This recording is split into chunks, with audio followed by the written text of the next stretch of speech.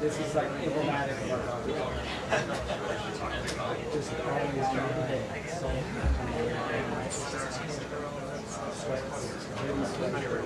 yeah.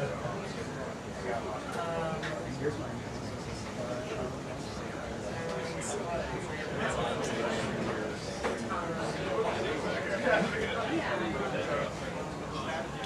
Ours is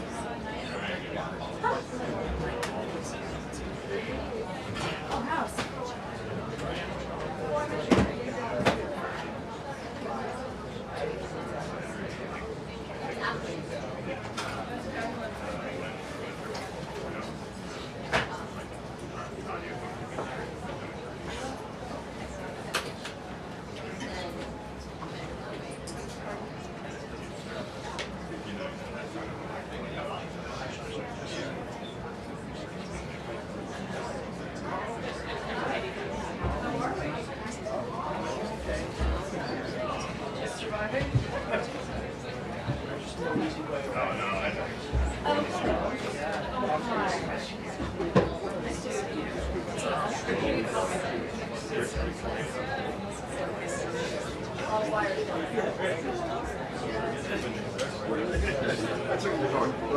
they put that in.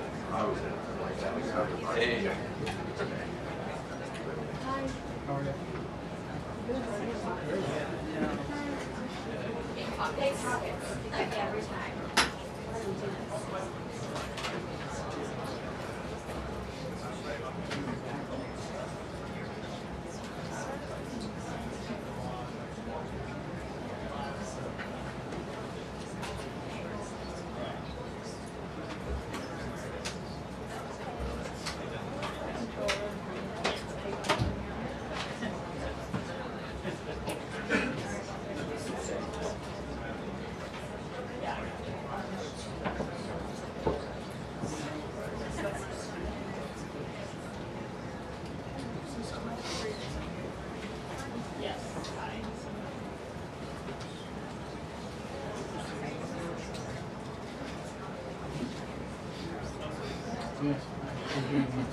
Yeah, I got it.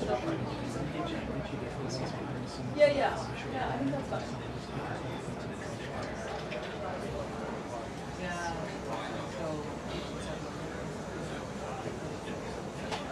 Yeah, I agree with you.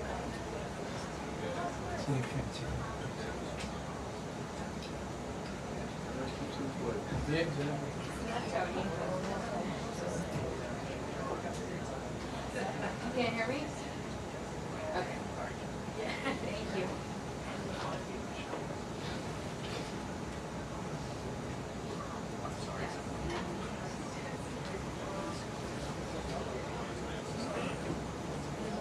One, two, three. 1, 2, 3. 1, 2, 3.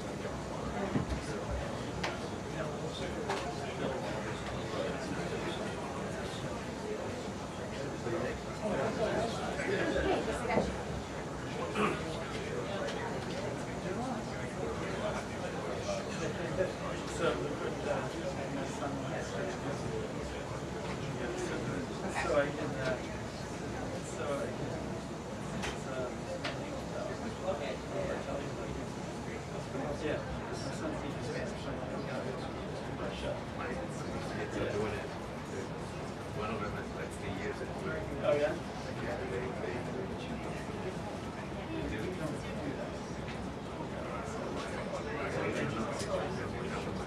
Whoa.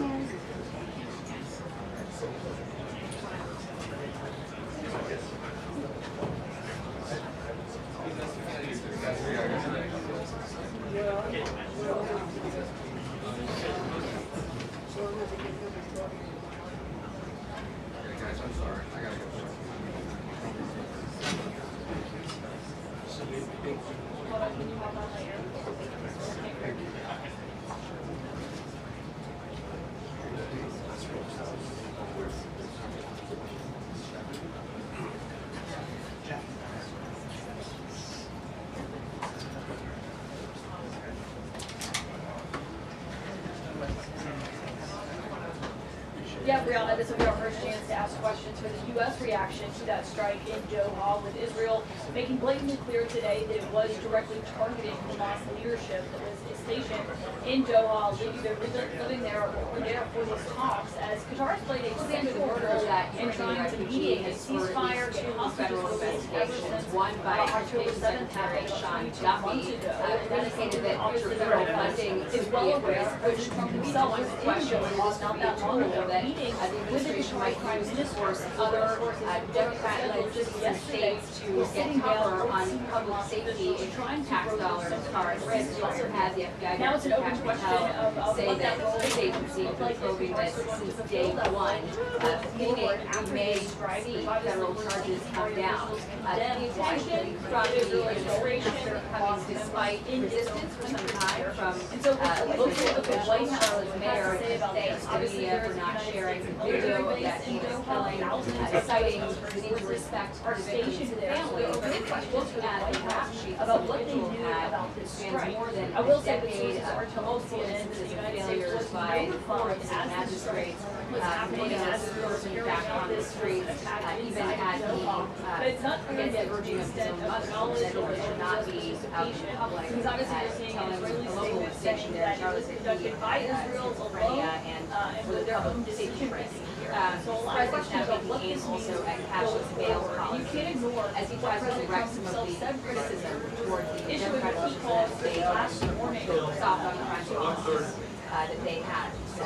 We also have this story emerging in the Middle East. You had Israel's strikes on Hamas targets in Qatar, really rippling the region, could have trickle-down effects on the Abraham Accords, and also poses big questions about what this means for the war in Gaza and whether it's possible to see an end Yeah, and it to remains to be seen diplomatic if that comment should resolution. stand. We've seen reports Facing of dogging targets from that attack were and the now top with the negotiators that this trove of files yesterday from the and Republican survived. So a lot of questions including get Jeffrey out about Epstein's last will and what testament, this means birthday for book that with war, the letter what that the president knew, that Israeli was media not the reporting president's that not signature. only The did the U.S. president know, green-lighted it, of course, we hear from the White on House that that letter. it's Now on President Trump says but he's a lot of big commenting news this is further. He's directed all comments to his staff.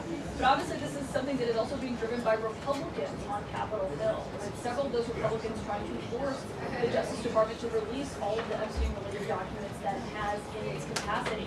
Whether or not that ultimately happens remains to be seen. But this has obviously been an issue for the White House that has not gone away despite their best efforts. And so obviously we're going to see what is said about that at this briefing. Also the new job reports revision from the BLS that came out today is going to be a key topic for this White House, as that has been something that obviously has been a center of controversy after they've hired Dr. Erica McIntyre from the BLS, the commissioner there, because the numbers that they did not like, arguing that that data was faulty. Now, of course, we'll see what they have to say about these new numbers that came out today.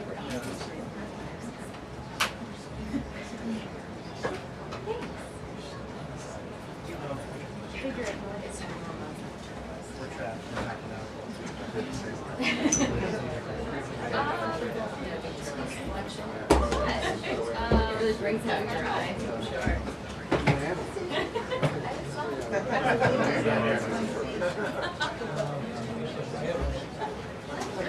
Yeah.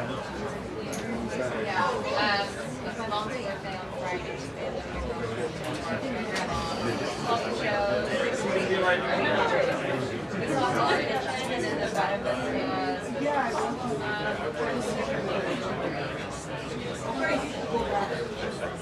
and my mom was waiting for the second Saturday. She had upstairs. Yeah, I don't think we should leave it there. I would just move it right up to the door. I'm trying to take, yeah, sure, I know.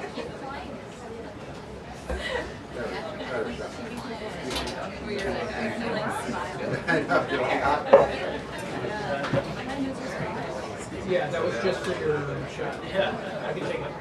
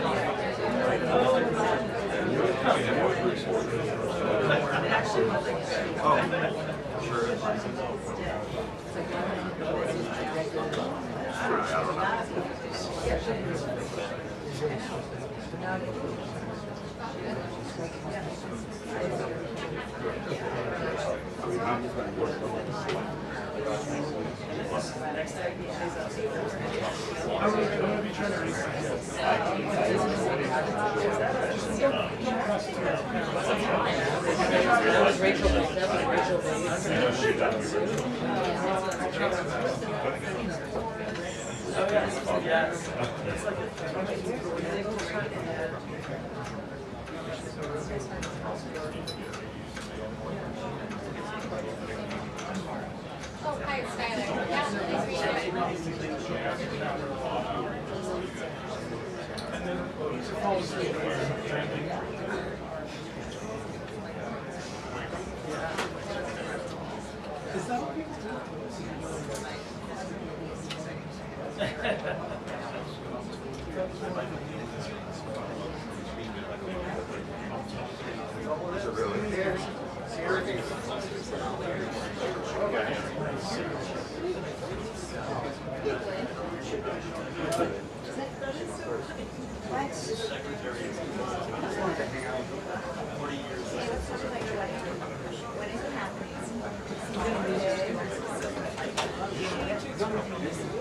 Like this. Oh my God.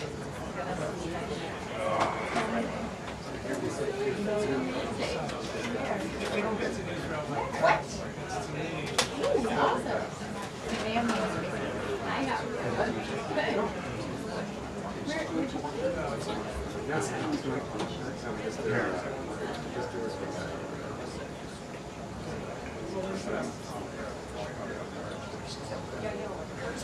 Oh my God. Oh my God. You guys look great. So good. She's stunning. You're doing good.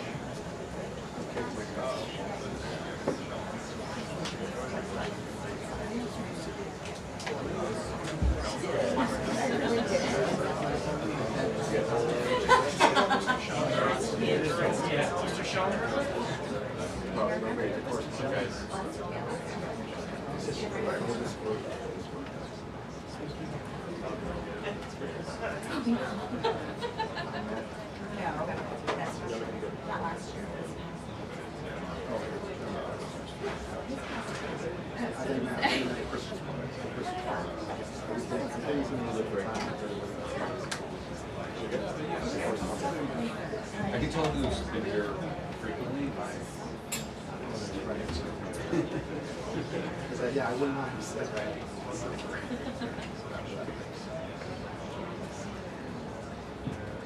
What's your wager? I think another 20 minutes. I bet you, because of this airstrike, she's got to get the, she's got to go. Well, they're waiting to make a right statement here. Probably right. So much for optimism. I don't know. Hopefully I'm wrong. Do you need a favor? Can you grab the water bottle in my backpack? It's on the left side.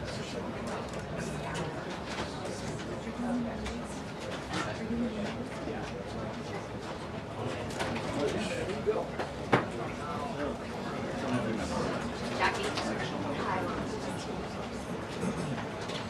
Sure.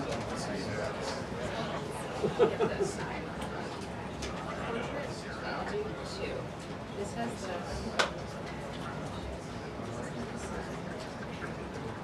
I know, we do some regular, not portrait. You're familiar with that. Sorry,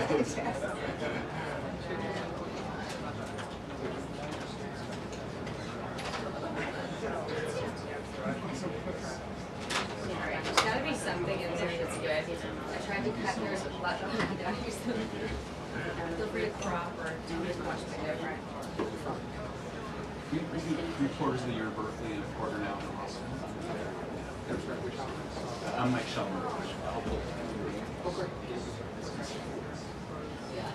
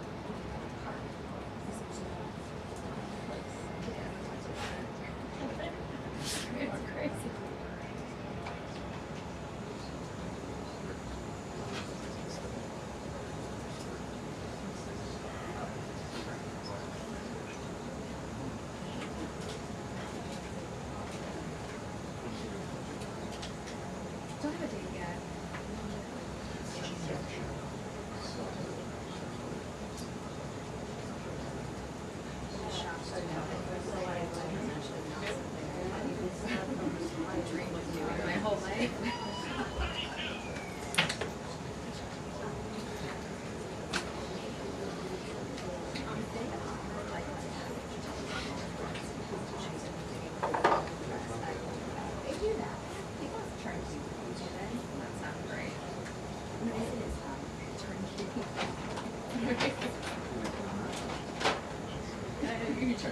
Just turkey, just walk in.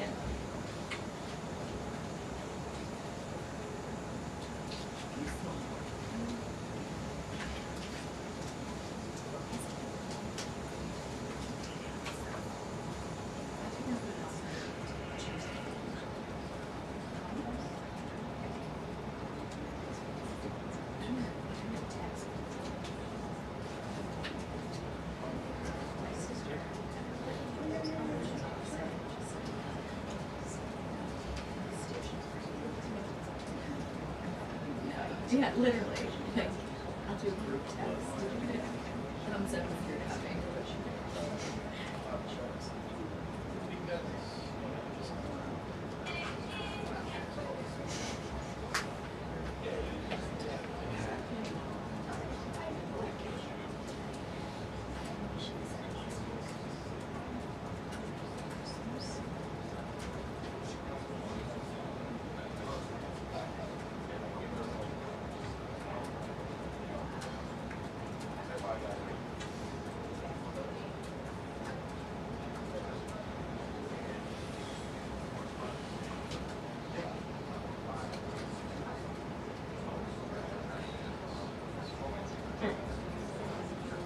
Yes.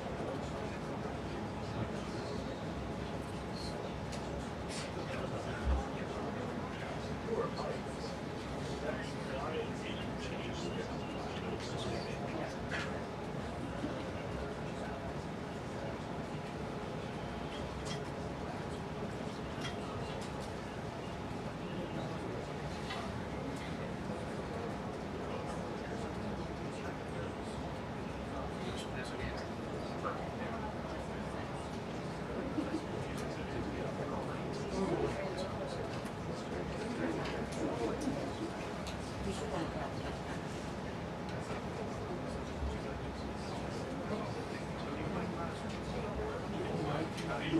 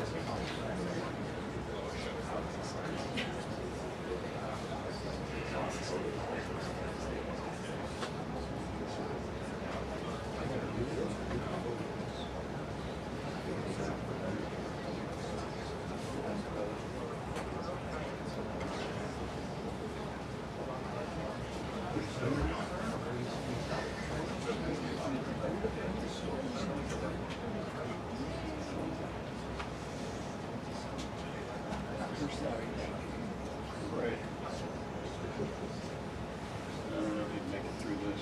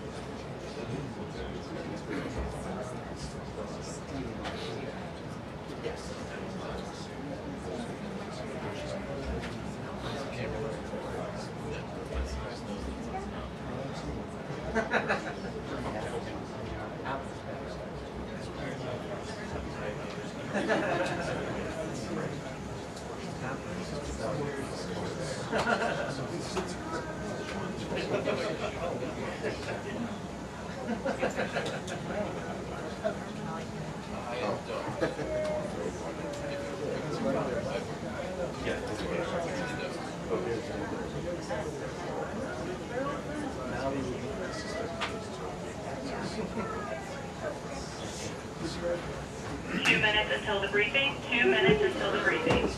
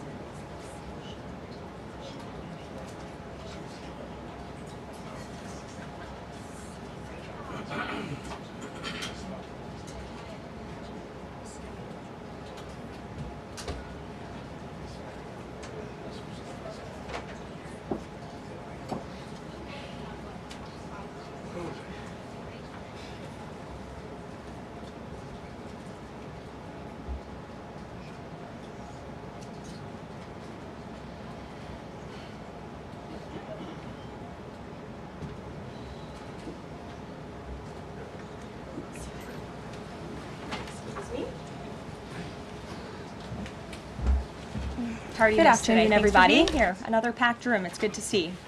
We'll begin with a scheduling update today. President Trump will commemorate the 24th anniversary of 9/11 on Thursday with a visit to the Pentagon Memorial in the morning, followed by an appearance at the New York Yankees game at Yankee Stadium in the Bronx on Thursday evening. Next week, as you all know, the President and the First Lady will depart for their historic state visit to the United Kingdom on Tuesday, and they return to Washington on Thursday. Today, I would like to address the tragedy that has not received nearly enough media attention, the brutal murder of Irina Zarutska. Here are the facts that many outlets have shamefully and intentionally failed to report until President Trump drew attention to it. On August 22nd, Irina Zarutska was stabbed to death on the rail system in Charlotte, North Carolina, by a savage career criminal. This is a public transportation system that many in the area use every single day to go to school and work. Irina was on the train that night traveling home from her job at a pizzeria, still in uniform from her shift. This beautiful, innocent 23-year-old young woman was a Ukrainian refugee who had recently fled her country for a chance at a safer life and a promising new beginning here in the United States of America. But tragically, a public transportation system in a major American city was more dangerous than the active war zone that she left. The President and the entire White House are praying for her family and friends during this unimaginably difficult time. But while we extend our thoughts and prayers, we must also seek justice for this crime and call attention to this heinous incident. Surveillance video of the killing was finally released to the public this past Friday. It shows the alleged killer, DeCarlos Brown Jr., pull out a knife, get up from his seat behind Irina, and prepare to thrust a blade into her neck before the released footage gets cut. This is pure evil on full display. The most enraging and unacceptable part of this story is that her death was entirely preventable. DeCarlos Brown never should have been on that train that night. In fact, he should have been behind bars. DeCarlos Brown has been charged with crimes no fewer than 14 times, dating back to 2011, including for armed robbery, felony larceny, breaking and entering, and shoplifting. Brown had previously served 5 years in prison for a robbery with a deadly weapon charge, and he had also forfeited bonds 3 different times, twice in 2014 and once in 2023. Despite all of this past documented criminal history, when Brown was arrested yet again in January of this past year, a Democrat judge, I will add was a strong supporter of former Vice President Kamala Harris, released this insane criminal once again without requiring him to pay any bail. He simply had to sign a written promise to return for his court hearing. Think about how crazy it is to ask a career criminal, someone who by definition repeatedly breaks the law, to just sign a written promise and come back again another day. This is madness. This monster should have been locked up, and Irina should still be alive. But Democrat politicians, liberal judges, and weak prosecutors would rather virtue signal than lock up criminals and protect their communities. And perhaps most shamefully of all, the majority of the media, many outlets in this room, decided that her murder was not worth reporting on originally because it does not fit a preferred narrative. Many of the journalists in this room spilled plenty of ink trying to smear Daniel Penny for defending a subway car from a deranged lunatic in New York City, but none of those same reporters lift a finger to write stories about an actual murderer. Here's the truth that every American must know. Too many innocent people across the country continue to pay the price of the failed experiment known as cashless bail that has been championed by the Democrat Party for years. All the way back in 2020, North Carolina's then Democrat Governor Roy Cooper established a so-called task force for racial equity and criminal justice. Sounds nice, but it's not. That task force was co-authored by then Attorney General and current Democrat Governor Josh Stein. It recommended, quote, reimagining public safety to, quote, promote diversion and other alternatives to arrest. It also advised to de-emphasize some felony crimes, prioritize, quote, restorative justice, and eliminate cash bail. Democrats in North Carolina and nationwide are consumed with pushing a woke, soft-on-crime agenda, no matter how many innocent Americans suffer as a result.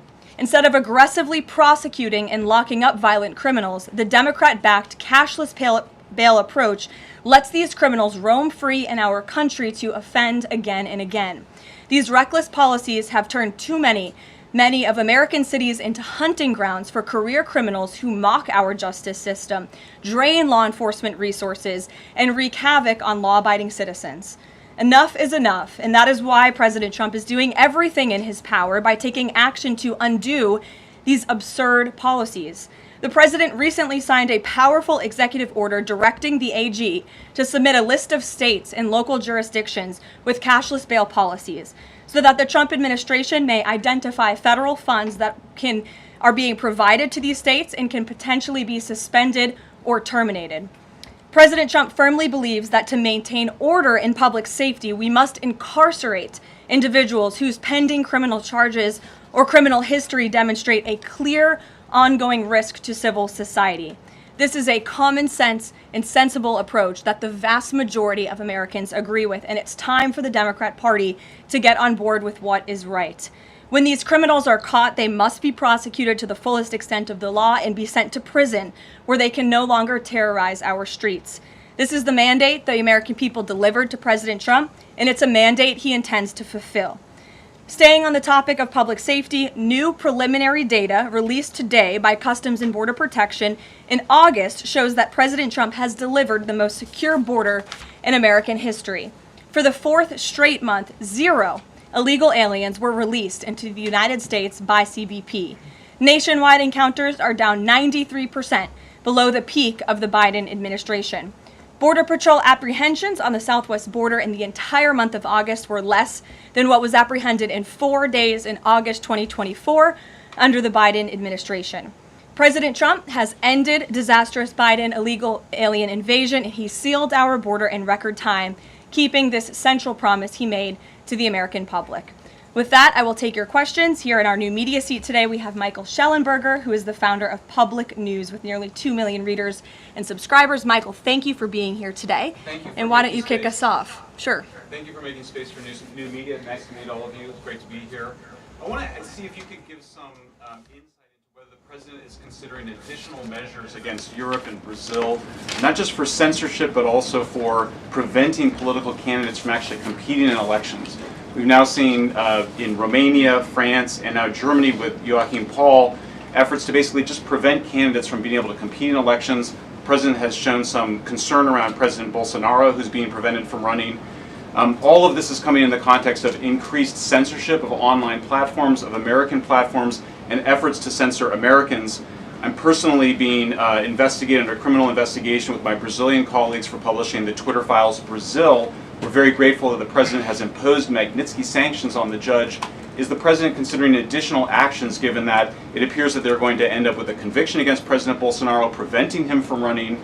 Is he considering doing anything about this crackdown in Europe? I mean, it's shocking to see Joachim Paul, this mayoral candidate in Germany, the criminal indictment against him cites him, quote, saying that he loves the Lord of the Rings as reason why he's an extremist and shouldn't be able to run. So I just wonder if you could speak to that. And again, I'm grateful to be here. Nice to meet you all, and I'm grateful for what the Trump administration has done to push for free speech abroad. Well, thanks for being here, Michael. We appreciate it. Freedom of speech is arguably the most important issue of our time. It is enshrined in our Constitution, and the president believes in it strongly. He himself faced censorship in his road back to this beautiful Oval Office here in Washington, D.C., so he takes this very seriously, as does, I know, the Vice President of the United States and the entire Trump administration, which is why we have taken significant action with regards to Brazil in the form of both sanctions and also leveraging the use of tariffs to ensure that countries around the world are not punishing their citizens in this way. And at the same time, the president is, while he's leveraging the United States to safeguard our interests abroad, he's also making sure that freedom of speech remains here in the United States of America. So I don't have any additional actions to preview for you today, but I can tell you this is a priority for the administration, and the president is unafraid to use the economic might, the military might of the United States of America to protect free speech around the world. Quick follow-up to that? Sure. Quick follow-up, which is just, there was a Reuters story saying that the Trump administration was looking at this Europe-U.S. trade deal as one of the sticking points, this issue of the censorship, not just of U.S. platforms, of Americans. Do you have any updates on how those trade talks are going?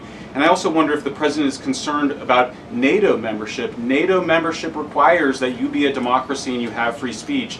Is it possible that some of these actions that we've seen in Romania, France, and Germany would disqualify those countries from being in NATO after this? I have not heard the president discuss NATO membership in regards to this issue in particular, but I have heard him discuss the issue of free speech and the importance of free speech with foreign leaders around the world, including the Prime Minister of the United Kingdom. When we were in Scotland, the president brought this up and how important it is for the Prime Minister to protect free speech in the UK and in various conversations with other world leaders. So he brings it up, and I think the entire world knows that this is a priority for the President of the United States. Gabe. Thank you, Caroline. Regarding the Israeli strike in Doha, how much time or how much of a heads up did the U.S. get, and does the president support the strike? Sure. Well, I have a statement to read for all of you with respect to the Israeli strike in Doha, and here it is. This morning, the Trump administration was notified by the United States military that as Israel was attacking Hamas, which very unfortunately was located in a section of Doha, the capital of Qatar.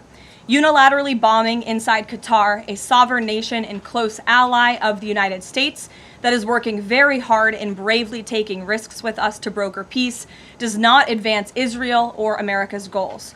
However, eliminating Hamas, who have profited off the misery of those living in Gaza, is a worthy goal. President Trump immediately directed Special Envoy Witkoff to inform the Qataris of the impending attack, which he did. The president views Qatar as a strong ally and friend of the United States and feels very badly about the location of this attack. President Trump wants all of the hostages in Gaza and the bodies of the dead released, and this war to end now. President Trump also spoke to Prime Minister Netanyahu after the attack. The Prime Minister told President Trump that he wants to make peace, and quickly. President Trump believes this unfortunate incident could serve as an opportunity for peace. The president also spoke to the Emir and Prime Minister of Qatar and thanked them for their support and friendship to our country. He assured them that such a thing will not happen again on their soil. And to be clear, the president disagrees with the location of the strike, and that he passed that along to Prime Minister Netanyahu. The president just confirmed that in the statement that I just read to you, which I spoke with him about before coming out here. Caroline, Jackie. Thank you, Caroline. So is the president upset with Netanyahu now? The president made his thoughts and concerns about this very clear, and he spoke again both to Prime Minister Netanyahu and also the Emir and the Prime Minister of Qatar after this attack. And the president has always made it very clear that he wants peace in the Middle East, just like he sought that and accomplished that in his first term. He expects all of our allies and friends in the region, that includes both Qatar and Israel, to seek peace as well. And he wants to see that happen, and he's working with all of our allies in the region to get that done. Are there any consequences, so to speak, for Netanyahu doing this, as it sounds, against the president's wishes, or at least his belief that it was appropriate? Is there going to be any directive from the president to Netanyahu in terms of what's allowed in the future? And also, is there any concern this could jeopardize the Abraham Accords?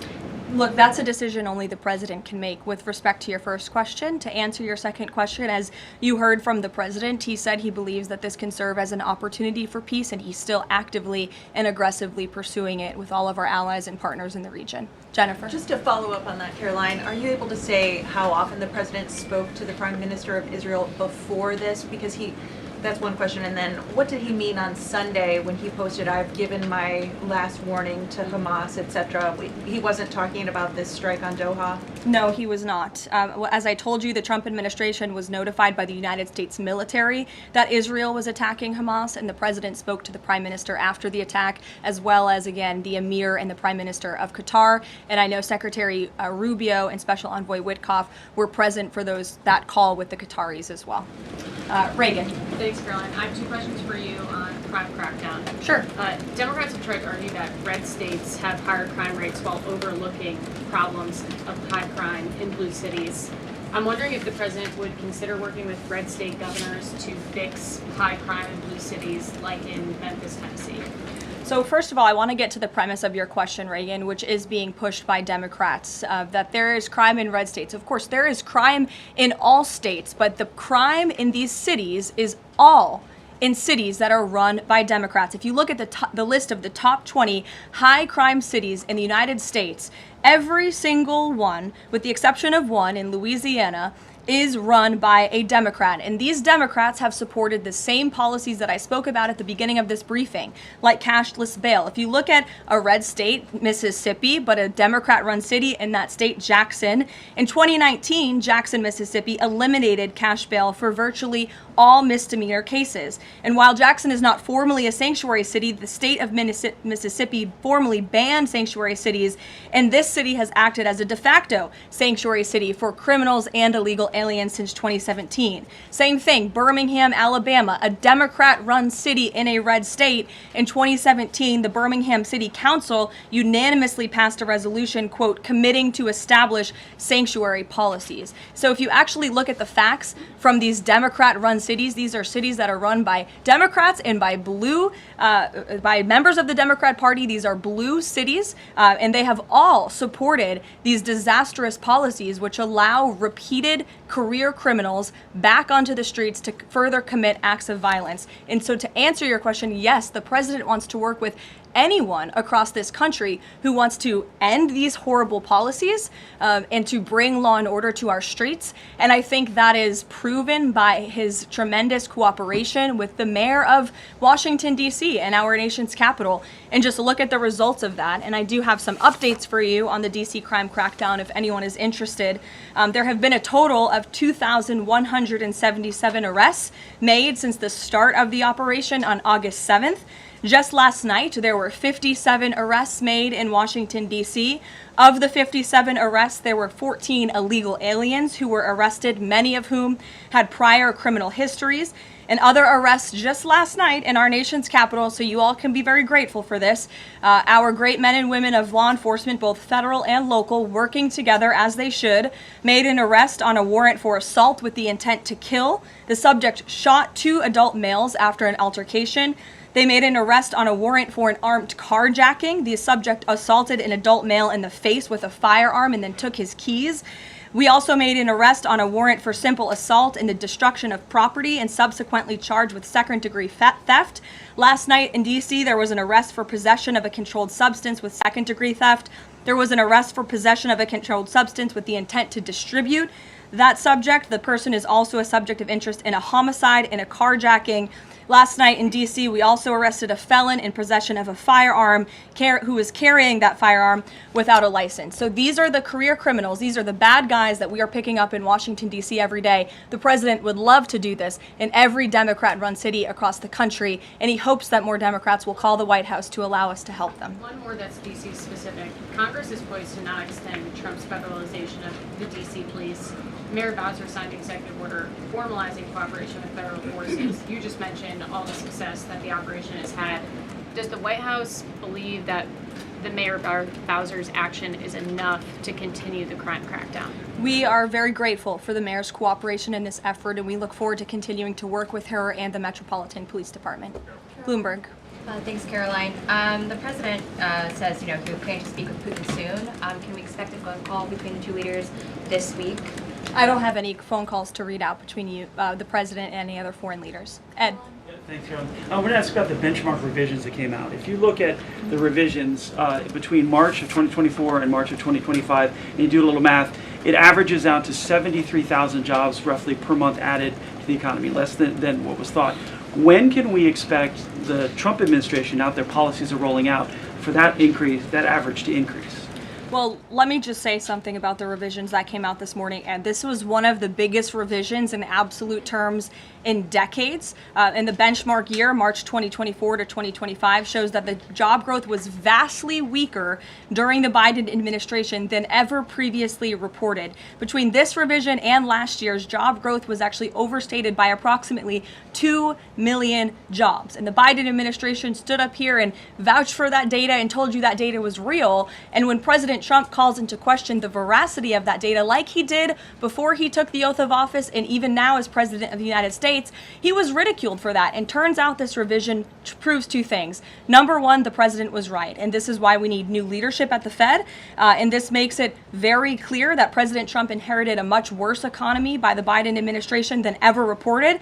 And it also proves that the Federal Reserve is holding our monetary policy far too restrictive Interest rates are too high. The Fed needs to cut the rates because of the mess that we inherited from the Biden administration. Time frame. The president has said a year. Secretary Besson said maybe the fourth quarter.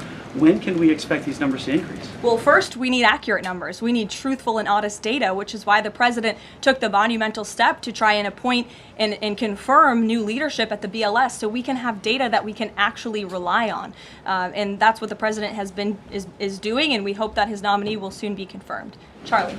You addressed the crime of Irina Zarubka, and the president has done a lot to deliver justice for victims of crimes like that horrific stabbing. And the Epstein files are back in the news because a lot of Americans feel that that Jeffrey Epstein's victims never got justice. Does the president care about these victims? Do you think he can does he want to deliver more justice for them, and is he willing to meet with them? The president cares about victims of all crimes, and that's why Republicans in the Trump Department of Justice have done more in terms of transparency when it comes to the Epstein case than any prior administration. And why are the Democrats all of a sudden caring about this? It's because they are desperately trying to concoct a hoax to smear the President of the United States. We have seen this time and time again. Ro Khanna and all of these other Democrats, they could have cared about those victims 4 years ago when Joe Biden was in office. They could have pushed for transparency then. Unfortunately, the Democrats are using victims as political pawns to try to smear and to push a hoax against the President of the United States. And I will get you numbers on the amount of child predators that this administration and this FBI and this Department of Justice have locked up under President Trump's leadership. We have done more than any president to protect victims of crime, especially disgusting, heinous sexual crimes, and that includes the deportation of illegal aliens who are perpetrating these crimes against innocent victims in our country right now today, and that remains a top priority for this administration. Does the president, will he meet with the victims? On the Doha strikes, did the president speak with Netanyahu before they were carried out? Did he urge him to not go through with it, or did they only speak afterwards? Again, I read you a statement. The Trump administration was notified by the United States military that Israel was attacking Hamas. The president directed his special envoy Witkoff to immediately call the Qataris, and after the attack, he spoke to Prime Minister Netanyahu. One more. Behind you. Thank you. Go ahead. About the Epstein case, would the White House support a professional handwriting expert review of the document released yesterday to prove that it's not the president's signature? Sure, we would support that. And in fact, I have already seen many forensic analysts of signatures coming out. I believe it was the Daily Signal that published a piece with 3 separate signature analysts who said that this absolutely was not the president's authentic signature. And we have maintained that position all along. The president did not write this letter. He did not sign this letter. And that's why the president's external legal team is aggressively pursuing litigation against the Wall Street Journal, and they will continue to. Christian. Thanks, Caroline. Following up on Ed, now that we have these revised jobs numbers, is the president concerned at all that price spikes, stemming from his tariffs through the end of the year might actually be driving the country towards a depression or a recession? What I'm asking is he committed to these policies now that we know how faulty the jobs data was? The president is committed to his policies because his policies are working, Christian. And there have been a lot of people fear-mongering about inflation in this room, but it just has not come to fruition. On a monthly basis, CPI inflation has now come in at or below the market's expectation for 6 consecutive months, every month that President Trump has been in office. Overall, inflation has run at a 1.9% average pace in the president's first 6 months in office. I would have told all of you that in January, you would not have believed me, but those are the facts and those are the numbers. And we also see many other positive signs in economic indicators like real GDP. In the second quarter, it was revised up to 3.3%. That beat the market's expectation.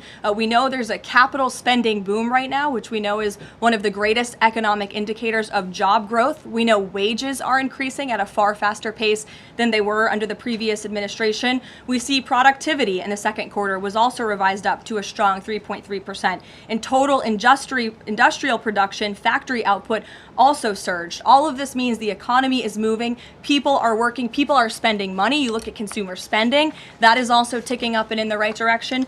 And a large part, it's because of the incredible work the president has done in terms of energy and unlocking our energy dominance in this country. Again, these jobs, the numbers from the BLS today prove that the economy was an absolute mess, and we are working every single day to fix it, and all of those indicators I just read for you are positive sign of what is to come. Just one more quickly on Sure, trade, Danny.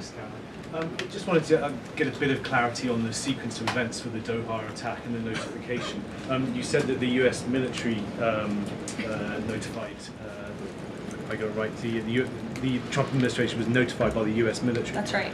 Was the U.S. military notified by the Israeli military, or did the U.S. military detect an incoming Israeli attack on Qatar? The U.S. military notified the White House and the President of the United States. That's all I have to share for you on that, Danny. Thank you. Jeff. Also following up, you said that the president assured the leaders in Qatar that this would never happen again. Did he say that to the Prime Minister of Israel, and did Prime Minister Netanyahu agree to that? The president told that to the emir and the prime minister of Qatar, and the president also overstressed the importance of peace in the region in his conversation with Prime Minister Netanyahu as well. And Prime Minister Netanyahu told President Trump he wants peace and he wants it quickly. That's what the president expects to happen. The president is very clear in the statement that he just had me read, and you will all see it out on True Social very shortly, I am sure. The whole world will see it. He wants all of the hostages released out of Gaza, and he wants this war to end. Those are two clear directives that the president is making very clear for the entire world to understand. Mary. But Qatar obviously has been helping to negotiate these ceasefire talks. Does the president think that Israel is undermining negotiations by striking Qatar? Is he concerned that Qatar's no longer going to want to play that intermediary role? I think the president addressed that in the statement. I can read the whole thing for you again. I think it's very thorough because the president wanted to address all of your questions. We wrote, unilaterally bombing inside Qatar, a sovereign nation and close ally of the United States that is working very hard and bravely taking risks with us to broker peace, does not advance Israel or America's goals. However, eliminating Hamas, who have profited off the misery of those living in Gaza, is a worthy goal. So he answered that question himself. You can't say that Israel informed the U.S. What I can tell you is the United States military informed the Trump administration. Thank you. A quick follow on that. Can you tell us when the U.S. military was notified, given that the largest U.S. military base is in Doha? And then I have a question on D.C. crime.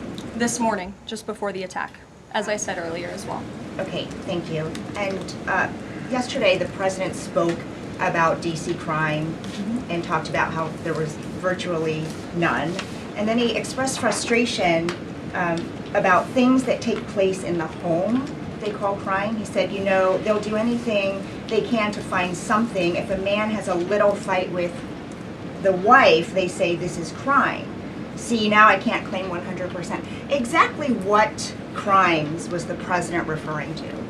He wasn't referring to crimes. That's exactly the point he was making, Ouija. What the president is saying is that these crimes will be made up and reported as a crime to undermine the great work that the federal task force is doing to reduce crime in Washington, D.C. And I think the president has every reason to believe that, given the efforts of many reporters in this room who actively seek to undermine the president and what he's doing in our nation's capital. We all know that deep inside you all agree with this because you all live here, and I'm sure you are very grateful for the administration's efforts to make the city, which we all reside in, much safer for ourselves and our families. Michael. Thank you, Caroline. Florida Congressman Randy Fine is calling for judges to face consequences if the violent repeat offenders they release go on to commit new crimes. Is that something the president supports? This is not something I've heard the president discuss. You can ask him yourself next time you have the opportunity to. How's that? Caroline, one more question. On Thursday, President Trump will head to the Pentagon and also to New York City in honor of the 24th anniversary of 9/11. Has the president expressed any interest on creating or having congressmen create a new 9/11 commission to answer some of the ongoing questions many Americans have about that day? I, again, have not heard the president discuss that. You're welcome to ask him yourself, but I do know he very much looks forward to going to both the Pentagon and the Yankees game in New York City on Thursday to commemorate the 24th anniversary. As you know, the president is a New Yorker at heart. He loves the city very much. It is his home, and you'll hear more about that on Thursday when the president speaks on this himself. Kelly. Caroline, thank you. I wanted to ask you a question about the president speaking yesterday before the Religious Liberty Commission.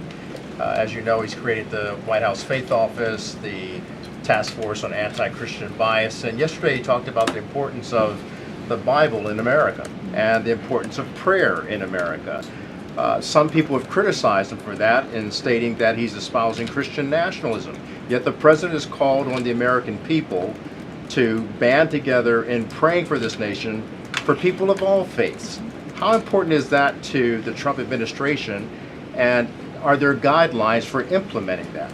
Well, last time I checked, it's not just Christians who pray, it's people of all faith who pray, and that's what the president wants to protect, the religious freedom for Americans of all faith. And he spoke about that yesterday, and that's why he was very proud and excited to announce this new initiative, Pray America, encouraging all Americans to pray for our country and the goodness of our country leading up to America's 250th birthday next year.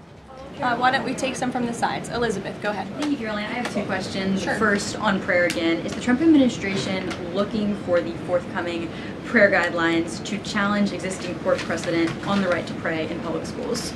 Well, the president spoke about that yesterday, and some of the changes we are making to ensure that the religious liberties of America's students and our youth are respected in public schools. In fact, he had a young student and invited him on stage to share his story about how when this young boy spoke about biological and biblical truth in his classroom, he faced consequences for that, and how Americans of faith should not be facing consequences for expressing their religious freedom and their religious views. Not in any public school in America should that be happening. You heard the president talk about that yesterday.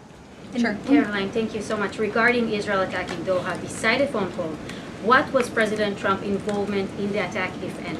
Look, I don't have anything more to read out for you on this other than the very lengthy and thorough statement that I have shared repeatedly now. Sure. Go ahead. Thank you. After the Supreme Court ruling yesterday on the ICE raids in Los Angeles, some particularly non-white U.S. citizens are saying that they're going to begin carrying their U.S. passports with them at all times. What is the White House's response to Americans who are concerned about being swept up, as others have been already, in these enforcement actions?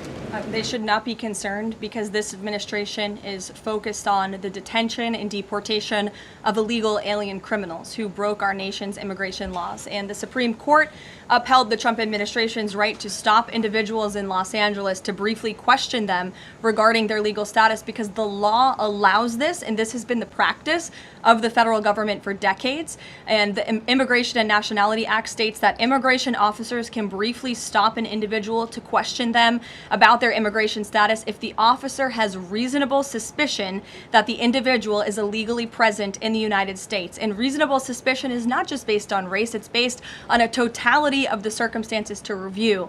And I will tell you, I spoke to our border czar about this morning, when ICE goes out to conduct a targeted operation to deport illegal criminals from our community, they are doing so with intelligence, they are doing so with law enforcement sources, they are doing so in most cases with the backing of local law enforcement who know exactly where these illegal alien criminals and drug traffickers and drug dealers are hiding in plain sight in American communities. And the men and women of ICE are doing everything they can to not only follow the law, but to enforce the law. And it's about time that has happened, because we had 4 years of an administration who completely ignored and evaded our nation's very clear immigration laws, and the Supreme Court has reaffirmed that.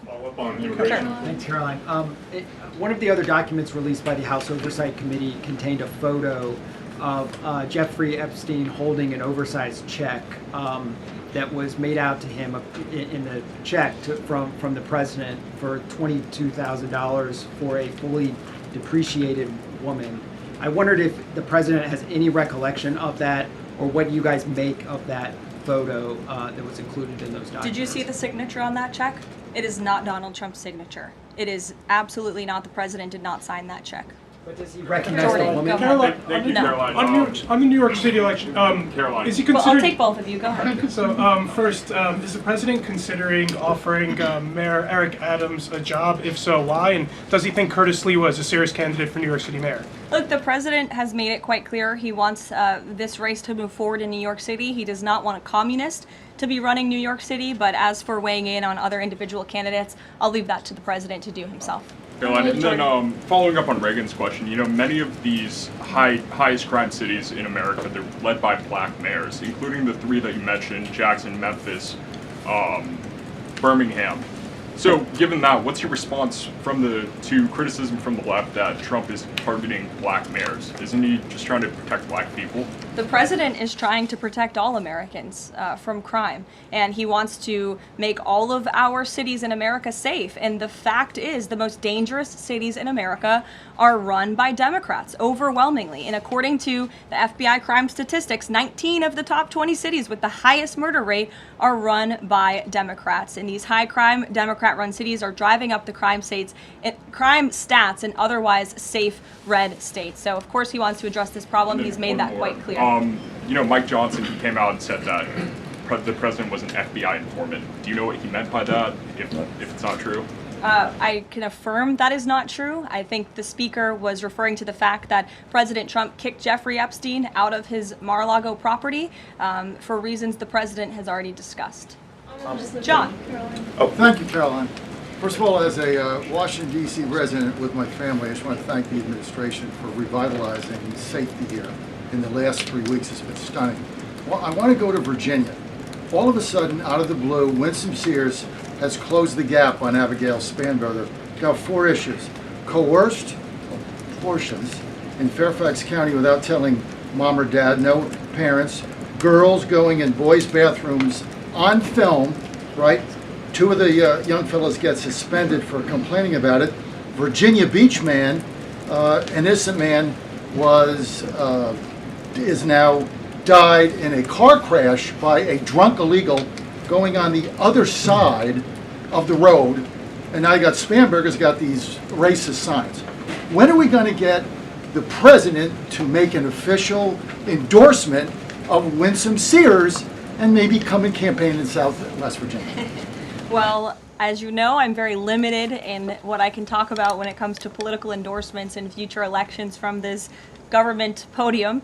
But all of the issues that you just mentioned I know are very important to the president, and it's quite common sense. It's the foundation of the Republican Party, and it's what sent this president back to the Oval Office. We want to keep men out of women's sports and bathrooms. We want criminals to be locked up. The president wants to see law and order in every state across the country. But as for political endorsements, I'll leave that to him and his political advisors to make those. Sure. Haley. Thanks, Caroline. I have 2 questions for you, if it's okay. One on Doha and one on immigration and crime. Sure. On Doha, ahead of the strike we saw today, did the administration at any point try to dissuade the Israelis from the potential for an action like we saw today? Again, I have answered questions repeatedly on this. I have a very lengthy statement which we will release after this briefing for all of you to read and to report on once again. Okay, and then on a case in Maryland, the killing of Dakara Thompson, there are reports that the suspect arrested for her murder was in the country illegally and arrested and released for driving under the influence both in 2022 and in April of this year by U.S. Park Police. Is the administration looking into what process allowed this to take place? Yes, we absolutely are. As soon as we saw this case, we ensured that the Department of Homeland Security and the Department of Justice were on it, and I can assure you that they are. This is another heinous act of violence against someone who should have never been in our country illegally in the first place, and that's exactly why the deportation of illegal criminals from our country is a top priority for this administration, and it's something that is happening every single day. And I would encourage all of you to continue to report on the very violent illegal alien criminals that we are deporting daily from American communities across the country. We will never understand how many lives have been saved by these efforts, or how many lives would have been lost if not for this president and the administration's policy to deport illegal criminal aliens. On tariffs? Thanks, Caroline. Follow up on Charlie's question. Would the president meet with the Jeffrey Epstein victims? I don't have any meetings for you to read out on that. On tariffs? Go ahead. Thanks, Caroline. Is the Trump administration considering a ban on transgender Americans owning guns? Is that something the president would support, even as we've seen some gun groups oppose the idea of it? I saw reporting on this. I understand there were very preliminary, low-level discussions about this at the Department of Justice, and then sometimes those discussions are reported as fact. I'm not tracking any potential actions on this front, and I'll let the president weigh in on that. It's a policy decision, and it's far too early or would be premature, inappropriate for me to weigh in on it at this point in time. Behind you. Go ahead. After the immigration raid at the plant in Georgia on Friday, the president said over the weekend that he's open to some kind of changes in perhaps rules or visa rules or law that would prevent something like that happening in the future for skilled workers to train American workers. That's right. Can you confirm that and that the administration supports those changes, and what exactly would that look like? Well, the president said it himself in a statement that he put out on Sunday night, where he is very grateful for foreign companies from around the world and the investments that they are making right here in the United States of America. And he understands that these companies want to bring their highly skilled and trained workers with them, especially when they're creating very niche products like chips, or in this case in Georgia, like batteries. But the president also expects these foreign companies to hire American workers, and for these foreign workers and American workers to work together to train and to teach one another. And so he expects these foreign companies to hire American labor. We want Americans to have these jobs. Americans need these jobs, but he also understands the need for these companies to bring over their workers who already have these skills. So I think it's a very what those changes might be? I think it's a very nuanced and responsible and sensible approach for the president to take. And I know that the Department of Homeland Security and the Department of Commerce are working on this matter together. I would defer you to them for any further action on this front. Caroline, thank you. Just I want to follow up on something you said. You said the Epstein documents are a hoax that Democrats are perpetrating against the president. You've said he didn't sign that check, that he didn't sign the birthday card that he allegedly signed. So what is the theory, since these documents came from the Epstein estate? Who is I guess in your view, faking these documents? I did not say the documents are a hoax. I said the entire narrative surrounding Jeffrey Epstein right now that is absorbing many of the liberal cable channels on television is a hoax that is being perpetuated by opportunistic Democrats like Ro Khanna and the others whom you saw on that press conference outside of Capitol Hill, who are trying to push this hoax against the President of the United States. What exactly is the hoax? I'm just trying to understand what's fake. What's fake is not the documents. The hoax is the Democrats pretending to care about victims of crime when they do not care about victims of crime, when they have done nothing to solve crimes, when they have done nothing to lock up child pedophiles and child rapists across the country, and when they are now using victims as political props to try and, again, smear the President of the United States and drag on this bad story about him. It is a distraction. The Democrats view this story as nothing more than an attempt to distract from the accomplishments and the achievements of this administration. And that is what we mean when we call it a hoax. If he didn't sign these, if you said he didn't sign the birthday card, he didn't do this, he also didn't do the check, those were in documents from the estate. So what is the working theory as to why he's in them? The president has one of the most famous signatures in the world, and he has for many, many years. You know that, Maggie, you've covered him for a long time, long before he assumed this office when he was a businessman in New York. The president did not write that letter. He did not sign those documents. He maintains that position, and that position will be argued in court by his lawyers. The president is very confident he is going to win this case. Caroline, thank you. Is the president planning to meet with Eric Adams in New York, maybe at the Yankees game? And has he personally talked to him about the race? I am not tracking any meeting with Mayor Adams at this time, but if that happens, I'm sure the New York Post will be one of the first people to know about it. I'll take a couple more questions. Why don't we go to the back? Tom Dempsey with News Nation. Regarding the growing U.S. military News presence. Nation, all the way in the back. Regarding the U.S. military, the growing U.S. military presence in the Caribbean, when asked directly about possible future military action, President Trump responded, "You're going to find out." What could the U.S. public expect of that situation moving forward, and what sort of ongoing threat does Trendeo Agro present? I think it would be very unwise of me to preview what the president meant from this podium.